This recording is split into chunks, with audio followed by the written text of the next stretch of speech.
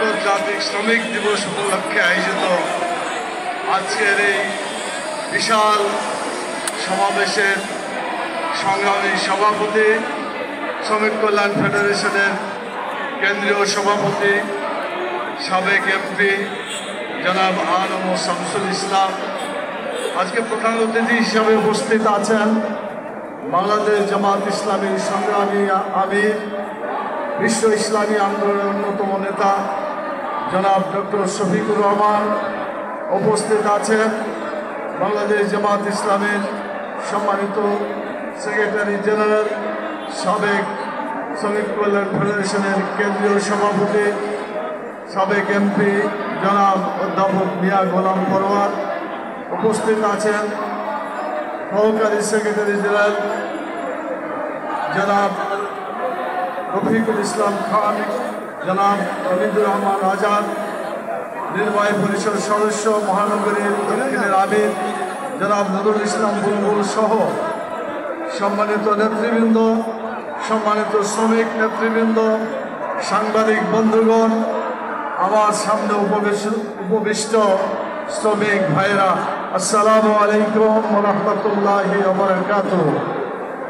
আপনারা সবাই ভালো আছেন? আলহামদুলিল্লাহ। আজকে তো আপনাদের গোটা বাংলাদেশে আপনাদেরই রাজত্ব, অর্থাৎ শ্রমিকরা সকল মহানগরী এবং শহর বিভিন্ন জায়গা দখল করে নিয়ে শ্রমিকের রাজত্ব কায়েম করেছে। আলহামদুলিল্লাহ।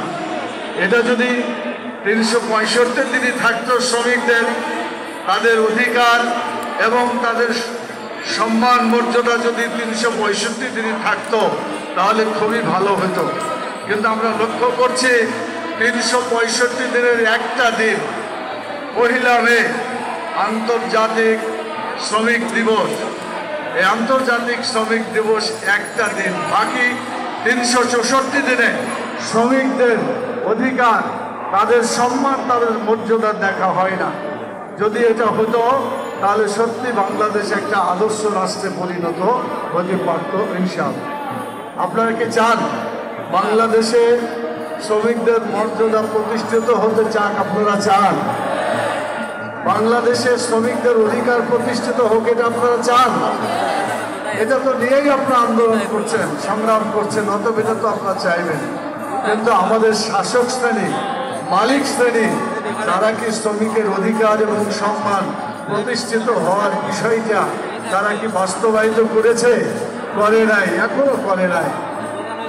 365 দিনের মধ্যে শুধুমাত্র একটা দিনে শ্রমিকদের জন্য সম্মান, মর্যাদা আর অধিকারের কথা বলে শ্রমিকদের সাথে বিশ্বাসঘাতকতা করা হয়েছে, শ্রমিকদের অধিকার প্রতিষ্ঠা করা হয় না।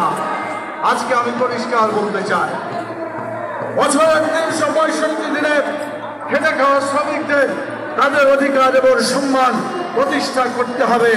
আল্লাহ তাআলাও বলেছেন মানুষের সম্মান প্রতিষ্ঠা করার জন্য, রাসূল সাল্লাল্লাহু আলাইহি ওয়াসাল্লাম বলেছেন শ্রমিকের সম্মান প্রতিষ্ঠা করার জন্য। আল্লাহ তাআলা কোরআন মাজিদে বলেছেন, ফাইজা কুজিয়াতিস সালাত মানতাশিরু ফিল আরদ ওয়াবতাগু মিন ফাদলিল্লাহ ওয়াজকুরুল্লাহ কাসীরান লাআল্লাকুম তুফলিহুন। ফাইজা কুজিয়াতিস সালাত মানতাশিরু ফিল আরদ, যখন নামাজ শেষ হয়ে যায় তখন তোমরা